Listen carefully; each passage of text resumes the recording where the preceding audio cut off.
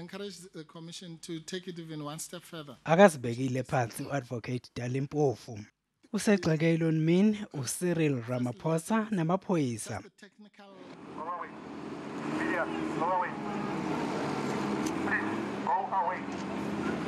Mpofu uthi uma lokho kwakuyisixwayiso esanikezwa bezindaba, amaphoyisa kwakumele enze okufanayo nakubabhikishi. Nokuyinto evunywa nangumehluleli uIan Falam. Section 9(2) says, before you do that, you've got to give a warning in languages and all that kind of thing. And the Act made it clear he should have given a warning. Absolutely, there's no explanation at all.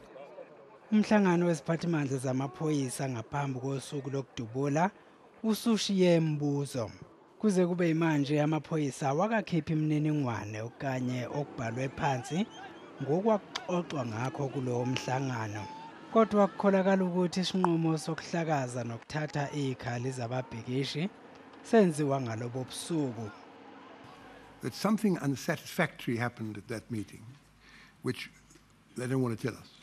What exactly it was, I'm not sure. It may simply be, of course, that they said we've got to do this because if we don't do it tomorrow, Malema will be there on Friday, which would be an unsatisfactory thing to say. Absolutely. And it may be that's all they're hiding.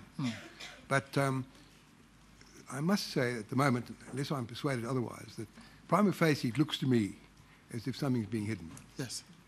Mpofu uthi ke akumele ngabe ikhomishani safunana nembangela enhlekelele ekubeni kucacile ukuthi ingcindezi ezombusazwe iyona yaholela kukho konke okwenzeka.